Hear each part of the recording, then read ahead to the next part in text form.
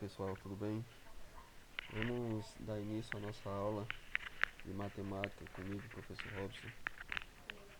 Na nossa aula de hoje, a gente vamos dar uma continuação do nosso assunto anterior, que é sobre conjunto. Então, em relação ao conjunto da nossa aula de hoje, vamos trabalhar com igualdade de conjunto e conjunto vazio e conjunto unitário. Em igualdade de conjunto, como o próprio nome diz aí, igualdade, é quando vamos trabalhar com dois conjuntos com os mesmos elementos. Ou seja, quando tivermos dois conjuntos com os mesmos elementos, vão ser considerados dois conjuntos iguais. Trouxe aqui para vocês um exemplo. O conjunto A. Lembrando que, quando trabalharmos em conjunto, sobre conjunto, vamos trabalhar tanto na forma de citação como na forma de propriedades. Então temos aqui, conjunto A. X tal que x é um número inteiro maior que menos 2 e menor ou igual a 4. E o conjunto B temos o valor de menos 1, 0, 1, 2, 3 e 4. Reparem que o conjunto A, ele diz aqui que é um número inteiro maior que menos 2 e menor ou igual a 4. Quais seriam esses valores? Seriam basicamente os mesmos valores contidos no conjunto B. Maior que menos 2 e menor ou igual a 4 seria menos 1, 0, 1, 2, 3 e 4. Então dizemos que o conjunto A é igual ao conjunto B. Classificamos dessa maneira. A, o sinal de igualdade, B. Então A é igual a B. Do mesmo modo, ou de modo semelhante, quando um dos conjuntos deixa de ter um elemento do outro, ou passa a ter um elemento a mais que não exista no outro conjunto, desta forma deixa de ser dois conjuntos iguais. Aqui, de maneira semelhante, dois conjuntos diferentes, ou seja, não são iguais, quando um elemento de um dos dois conjuntos não é elemento do outro. Indicamos essa desigualdade por, aí eu coloquei aqui, dois conjuntos, vamos supor, um conjunto C e um conjunto D, por exemplo. Então, indicamos essa desigualdade por C desigual a D. Repare que aqui temos o sinal de igualdade cortado no meio. Então, quando os dois conjuntos não são iguais, colocamos o sinal de igualdade e cortamos ele no meio. Okay? Temos aqui o exemplo.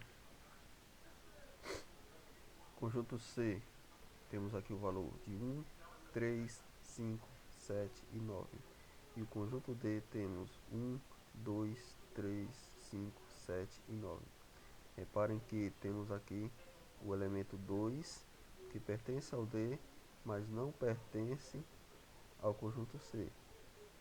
Desta maneira, referimos da seguinte forma: o C desigual ao D, ou seja, o sinal de igualdade cortado no meio. Ok? Então, igualdade de conjunto é simplesmente isso, quando os dois conjuntos têm sempre os mesmos elementos. Não pode faltar e nem pode passar um do outro. Vamos trabalhar também com o conjunto unitário e vazio. Os próprios nomes já diz, conjunto unitário. Unitário é quando se tem apenas um elemento dentro dele. O conjunto unitário, temos aqui o conjunto A, com um elemento dele, que é o 7.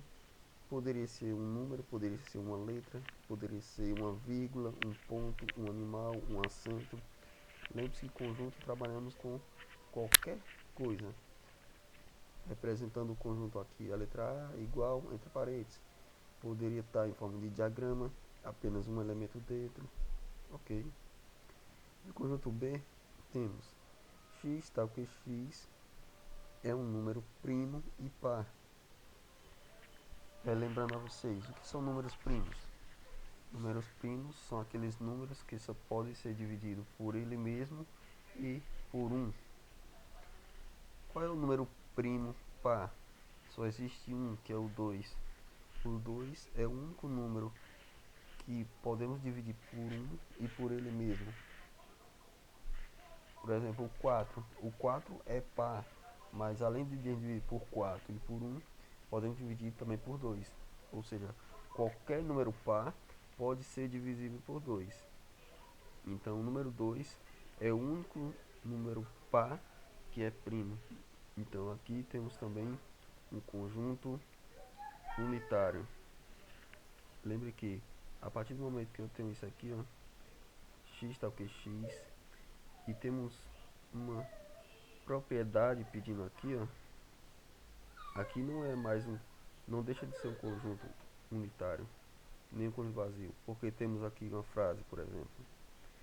Ele é unitário porque se a gente resolvermos essa propriedade aqui dentro dele, só vai existir um único elemento, que é o número 2. Ok? E por último temos aqui o conjunto vazio. Repetindo, o próprio nome já diz, conjunto vazio. Vazio é porque não temos nada nele. Então temos aqui, conjunto C, x tal que x é um número natural ímpar divisível por 2.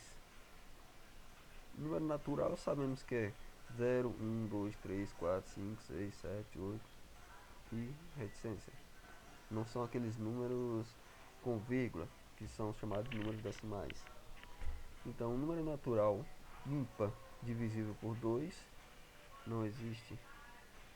1, 3, 5, 7, 9, 11 não pode ser divisível por 2. Então, seria um conjunto vazio. E podemos também colocar aqui o conjunto D. Repare que temos duas chaves sem nada dentro. Se eu colocar aqui dentro uma vírgula, já deixa de ser um conjunto vazio, passa a ser um conjunto unitário. Se eu colocar um ponto ou qualquer coisa. Aí coloquei aqui uma observação para passar para vocês, que podemos indicar um conjunto vazio por uma bola cortada, ou seja, um círculo cortado, ou apenas duas chaves sem nada dentro. Não podemos colocar nada dentro das chaves. Lembrando, vamos indicar ou por um ou por outro. Não podemos, por exemplo, colocar essa bola cortada no meio aqui dentro. Se a gente colocar essa bola aqui cortada no meio dentro de chaves, deixa de ser um conjunto vazio, passa a ser um conjunto unitário, porque isso aqui é um símbolo.